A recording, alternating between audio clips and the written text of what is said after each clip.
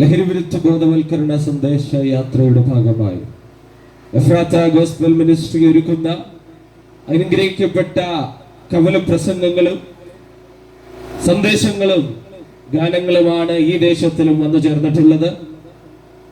ക്രിസ്തുവിൽ പ്രസിദ്ധരായ അനുഗ്രഹീതരായ ദൈവദാസന്മാർ ഞങ്ങളോട് കൂടെ വന്നിട്ടുണ്ട്. എല്ലാവരെയും ഓർത്ത് കർത്താവിന് സ്തോത്രം ചെയ്യുന്നു. ഇന്ന് പ്രഭാതത്തിൽ തന്നെ പ്രാർത്ഥിച്ചാരംഭിച്ച് വിവിധ ഗ്രാമങ്ങളിലും പട്ടണങ്ങളിലും ദേശങ്ങളിലും ഉയർത്തി വരുന്ന സത്യസുവിശേഷത്തിന്റെ ഘോഷണമാണ്, അതിന്റെ വിളംബരമാണ് ഈ ദേശത്തിലും ഈ ഗ്രാമത്തിലും വന്നു ചേർന്നിട്ടുള്ളത്. മനുഷ്യന്റെ മനസ്സിന് മാറ്റം നൽകുവാൻ കഴിയുന്ന, മനസ്സിന്റെ ജീവിതത്തിന്റെ ദൗർബല്യമായിരിക്കുന്ന ഓരോ സന്ദർഭത്തിലും മാറ്റങ്ങൾ അനിവാര്യമാണ്. നാം അങ്ങനെയാണ് ജീവിച്ചു വന്നിട്ടുള്ളത്. ഒരു പടുകുഴിയിൽ കിടക്കുന്ന വ്യക്തി ഉയർച്ച പ്രാപിച്ചു മുൻപോട്ട് ജീവിക്കുന്നത് നമ്മൾ കണ്ടിട്ടുണ്ട്. ദേശങ്ങളിലാകട്ടെ നമ്മുടെ ഗ്രാമങ്ങളിലാകട്ടെ അങ്ങനെയുള്ള അനവധി വ്യക്തികളെ നമുക്ക് എടുത്തു പറയത്തക്കവണ്ണം നമ്മൾ കണ്ടിട്ടുള്ള വ്യക്തികളാണ്.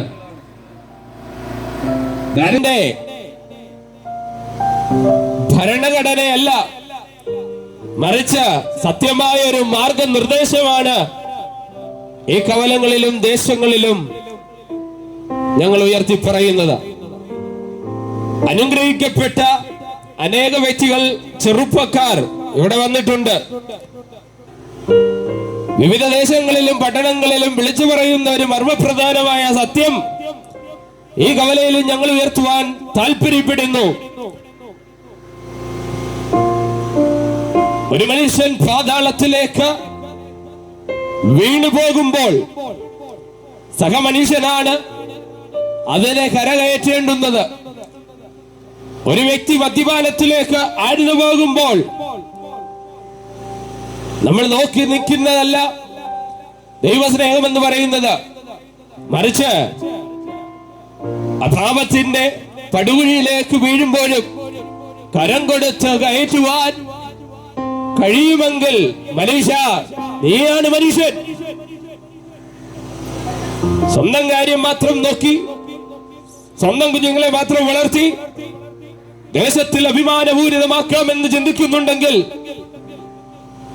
മനുഷ്യ, നിന്നിൽ ദൈവസ്നേഹം പോയി. കൊട്ടാരക്കരയുടെ ദേശത്ത് നടന്നു വരുന്ന കൊലപാതകങ്ങളുടെ എണ്ണം, ആ സ്ഥലത്തേക്കുള്ള ദൂരം ഒത്തിരി ഒന്നുമില്ല. അടൂര് പട്ടണത്തിൽ നടന്നു വരുന്ന അപകടങ്ങളുടെ എണ്ണം എണ്ണിയാൽ ഒടുങ്ങാത്തതാണ്. ദിനം പ്രതി ഉയർന്നു വരുന്ന പോലീസ് സ്റ്റേഷനിലേക്ക് വരുന്ന ഓരോ വർത്തമാനങ്ങളും അത് നല്ല പറയുന്നത്. ജീവിതത്തിൽ കേൾക്കുന്ന പത്രമാധ്യമങ്ങൾ വീക്ഷിക്കുന്നുണ്ടെങ്കിൽ തിരിച്ചറിയുവാൻ കഴിയും, ഇതാ നമ്മുടെ രാജ്യത്തിൽ നിന്ന് സമാധാനം പോയിക്കൊണ്ടിരിക്കുന്നു. ഓരോ ദിവസവും മനുഷ്യൻ അവരെ മറന്ന് ജീവിക്കുന്ന, തന്റെ മാതാപിതാക്കളെ മറന്ന് ജീവിക്കുന്ന, തന്റെ കുഞ്ഞുങ്ങളെ മറന്ന് ജീവിക്കുന്ന വ്യക്തികളായി ദൈനംദിന ജീവിതം ഉയർന്നു കയറുന്നത് നമ്മൾ കണ്ടിട്ടുണ്ട്. മാന്യശ്രോതാവെ, തിരിച്ചറിയുക എന്താണ് ദൈവസ്നേഹം എന്നുള്ളത്. മറ്റു മൃഗങ്ങളെ അപേക്ഷിച്ച് മനുഷ്യന് ഒരാത്മാവിനെ പകർന്നു നൽകിയിട്ടുണ്ട്. ഒരു മനുഷ്യൻ മരിക്കുമ്പോൾ എന്തോ അവന്റെ ഹൃദയത്തിൽ നിന്ന്, അവന്റെ അന്തരംഗത്തിൽ നിന്ന് മാറിപ്പോയി. അവൻ മരണമടഞ്ഞു എന്ന് നമ്മൾ പറയാറുണ്ട്. എന്താണത്? ആർക്കോ വേണ്ടി ജീവിച്ച് ആർക്കോ വേണ്ടി മരിക്കാനല്ല ദൈവം നമ്മളെ വിളിച്ചിട്ടുള്ളത്. ദൈവം നമ്മളെ വിളിച്ചിട്ടുള്ളത് ആ സർവശക്തനായ ദൈവത്തെ ഒന്ന് തിരിച്ചറിയുവാൻ വേണ്ടിയാണ്. അനവധി നിരവധി കവിതകൾ എഴുതിയിട്ടും രചിച്ചിട്ടും പാടിയിട്ടും തീരാത്ത ഒരു ദൈവസ്നേഹമുണ്ട്. അതൊരു കലാകാരനെ കൊണ്ട് പറയുന്നതിനപ്പുറമാണ്, പ്രവർത്തിക്കുന്നതിലപ്പുറമാണ്. ആ ദൈവസ്നേഹമാണ് ഇന്നും ഈ ഗ്രാമത്തിൽ ഞങ്ങൾ ഉച്ചഭാഷണിയുടെ സഹായത്തോടെ കടന്നു വന്നിട്ടുള്ളത്. ഞങ്ങളുടെ പ്രായത്തിലുള്ള അനവധി വ്യക്തികൾ, സുഹൃത്തുക്കളാകട്ടെ സഹോദരങ്ങളാകട്ടെ, മദ്യം ഉപയോഗിച്ച് നാശത്തിലേക്ക് പോകുന്നത് ഞങ്ങൾ കണ്ടിട്ടുണ്ട്, ഞങ്ങൾ അനുഭവിച്ചിട്ടുണ്ട്. എന്നാൽ ഈ ദേശത്ത് ഞങ്ങൾ വിളിച്ചു പറയാം, ഏത് ദേശത്ത് ചെന്നാലും അവിടെ ഒരു മദ്യപാനി കാണും. ശ്രോതാവേ, നിങ്ങളോട് തന്നെയാണ് ഞങ്ങൾ ഈ ഉച്ചഭാഷണിയുടെ ശ്രവണ സീമയിൽ വിളിച്ചു പറയുന്നത്. വചനം പറയുന്നു, മദ്യപാനി സ്വർഗരാജ്യം അവകാശമാക്കുകയില്ല. ഒരു പുകയില ഉൽപ്പന്നം ഉണ്ടാക്കുന്നത് റെഡ് ഇന്ത്യക്കാരാണ് ആഭിചാര കർമ്മത്തിനു വേണ്ടി പുകയില ഉൽപാദനം ചെയ്തത്. അത് ഉൽപാദനം ചെയ്തിട്ട് ആ പ്രവൃത്തിക്ക് മാത്രമല്ല ഉപയോഗിക്കുന്നത്, അത് പിന്നീട് വന്ന് കൊളംബസിലേക്ക് എത്തി, പോർച്ചുഗീസിലേക്ക് എത്തി, ഡച്ചിലേക്ക് എത്തി. മാത്രമല്ല നമ്മുടെ സ്വന്തം ഭാരതമായിരിക്കുന്ന ഇന്ത്യയിലേക്ക് 16-ാം നൂറ്റാണ്ട് 19-ാം നൂറ്റാണ്ടിലേക്കൊക്കെ ഇത് കടർന്നു പിടിക്കുന്നത് വളരെ പെട്ടെന്നായിരുന്നു. അന്ന് തുടങ്ങിയ പുകയില ഉൽപ്പന്നങ്ങളുടെ അളവ് ഒരിക്കലും കുറഞ്ഞതായിട്ട് കാണുന്നില്ല. ദൈനംദിന ജീവിതത്തിൽ അത് പെരുകി വരുന്നത്, അതിന്റെ ഉപഭോക്താക്കളാകുന്നത്, അതിന്റെ വിനാശയിൽ മരിച്ചു പോകുന്നവരുടെ എണ്ണം ഇന്നും കൂടിക്കൊണ്ടിരിക്കുന്നു. മാന്യശ്രോതാവെ, തിരിച്ചറിയുക, ഇതൊരു മനുഷ്യനെ നന്നാക്കുവാൻ വേണ്ടി കൊണ്ടുവന്നതല്ല, മറിച്ച് ക്യാൻസർ എന്ന മാരക രോഗം നിങ്ങളുടെ ശരീരത്തിലേക്ക് സൃഷ്ടിക്കുവാൻ വേണ്ടി കൊണ്ടുവന്നതാണ് എന്നുള്ള മർമ്മപ്രധാനമായ സത്യം തിരിച്ചറിയുക. മാത്രമാണോ? അല്ല. വചനം പറയുന്നതനുസരിച്ച് നിങ്ങൾ സ്വർഗരാജ്യം അവകാശമാക്കുകയില്ല എന്നുള്ളത് അത് സത്യമായിട്ടുള്ള കാര്യം തന്നെയാണ്. നന്നായി ജീവിച്ച് മക്കളെയൊക്കെ നന്നായി പഠിപ്പിച്ച് നല്ല ജീവിതവും നല്ല നാളേക്ക് വേണ്ടി നമുക്ക് ഒരുക്കാമെന്ന് പറഞ്ഞ് സ്കൂളിലേക്ക് യാത്ര അയക്കുമ്പോൾ ആ കുഞ്ഞിന്റെ സുഹൃത്ത് ബന്ധങ്ങൾ, കൂട്ടുകെട്ടുകൾ പലപ്പോഴും ഒരു മരണത്തിൽ ചെന്ന് അവസാനിക്കുന്നതാണ്. ലഹരി ഉപയോഗിച്ചതിന് ശേഷം എന്റെ സുഹൃത്തുക്കൾ ലഹരി ഉപയോഗിച്ചതിന് ശേഷം കുളിക്കാനായി ഒരു കുളിക്കടവിലേക്ക് പോയി. സുപ്രഭാതത്തിൽ കേൾക്കുന്നു, ഈ 3 പേരും അതിൽ നിന്ന് മരിച്ചു പോയി എന്നുള്ളൊരു വാർത്ത. ഒരു നാട് ആണ് അവിടെ അവരെ യാത്രയ്ക്കുവാൻ കൊണ്ടുവന്നിട്ടുള്ളത്. വീട്ടുകാർക്ക് താങ്ങാവുന്നതിന്റെ അപ്പുറം ഭാരം ഈ കുഞ്ഞുങ്ങൾ വരുത്തി വെച്ചില്ലേ? ഇത് എന്തുകൊണ്ടാണ്? നിഷ്പക്ഷം വിളിച്ചു പറയുവാൻ കഴിയും, ഇത് ലഹരിയുടെ മാസ്മരിക ലോകത്തിൽ അവർ ആഴ്ന്നു പോയത് കൊണ്ട് തന്നെയാണ്, അതിൽ വീണ് പോയത് കൊണ്ട് തന്നെയാണ് ഇവർ ഈ ലഹരി ഉപയോഗത്തിൽ നിന്ന് പുറത്തു വരുവാൻ കഴിയാതെ അവരുടെ ജീവിതത്തെ ത്യജിച്ചു കളഞ്ഞത്. വീരമൃത്യുവായി മരിക്കുന്നതില് ദേശം സന്തോഷിക്കും. എന്നാൽ ഇത് സ്വന്തം ജീവിതത്തെ പോലും ഒരപകടത്തിൽ മരിപ്പിച്ചു കളയുവാൻ തോന്നുന്ന ചിന്ത ഇതൊരിക്കലും നന്നാവുവാൻ വേണ്ടിയുള്ളതല്ല. ദേശങ്ങളും പട്ടണങ്ങളും ഗ്രാമങ്ങളും ഗ്രാമാനന്തരങ്ങളും ഞങ്ങൾ വിളിച്ചു പറയുന്ന ഒരു സന്ദേശമുണ്ട്. ഞങ്ങളുടെ കൂടെ പലരും ഇത് ഉപയോഗിച്ചതിന് ശേഷം മരിക്കുവാൻ വേണ്ടി പല ക്രമീകരണങ്ങളും ഒരുക്കിയ വ്യക്തികളുണ്ട്. എന്നിട്ടും ദൈവം അവരെ സ്നേഹിച്ചു, അവർ സത്യം തിരിച്ചറിഞ്ഞു, ആ സത്യം അവരെ സ്വതന്ത്രരാക്കി. 1947 ഇന്ത്യക്ക് സ്വാതന്ത്ര്യം ലഭിക്കുമ്പോൾ നമ്മൾ പറയാറുണ്ട്, സ്വാതന്ത്ര്യം ഇന്ത്യക്ക് ലഭിച്ചു. മാന്യശ്രോതാവേ, സത്യമായി വിളിച്ചു പറയുവാൻ കഴിയുമോ? നമ്മുടെ അമ്മ പെങ്ങന്മാരെ റോഡിലേക്ക് വിട്ടയക്കുവാൻ പോലും ഭയം തോന്നുന്ന സമൂഹമല്ലേ നമ്മുടെ സമൂഹം? ഇതാണ് സ്വാതന്ത്ര്യം. അമ്മയാരെന്നറിയാതെ, മക്കളാരെന്നറിയാതെ അപ്പന്റെ കടാരയ്ക്കുള്ളിൽ ഒരു ജീവിതം പൊലിഞ്ഞു പോകുന്നത്. ഇതാണ് സ്വാതന്ത്ര്യം. മകന് മദ്യപിച്ചതിന് ശേഷം അമ്മയാരെന്നോ അപ്പനാരെന്നോ തിരിച്ചറിയാതെ കടാര കുത്തിക്കയറ്റുന്നത്. സ്വന്തം മകനെ പെറ്റു വളർത്തി അവനെ നന്നായി ജീവിക്കണമെന്ന് തിരിച്ചറിഞ്ഞ് സ്കൂളിലേക്ക് വിടുമ്പോൾ ഇവൻ കൊണ്ടുവരുന്ന വിപത്ത് മനുഷ്യന് സമൂഹത്തിൽ തലയുയർത്തി നടക്കുവാൻ കഴിയാത്തതല്ലേ? എന്തുകൊണ്ടാണ് ഇത് സംഭവിക്കുന്നത്? അതൊരിക്കലും ഇന്ത്യൻ ഭരണഘടന നിയമിച്ചു തന്ന സ്വാതന്ത്ര്യത്തിൽ രേഖപ്പെടുത്തിയിട്ടില്ല. ഒരു മനുഷ്യൻ ജീവിച്ച് മരിക്കുമ്പോൾ അദ്ദേഹത്തിന്റെ ചതുർദിശ ജീവിതത്തിൽ തിരിച്ചറിയേണ്ടുന്ന ഒരു സത്യമുണ്ട്.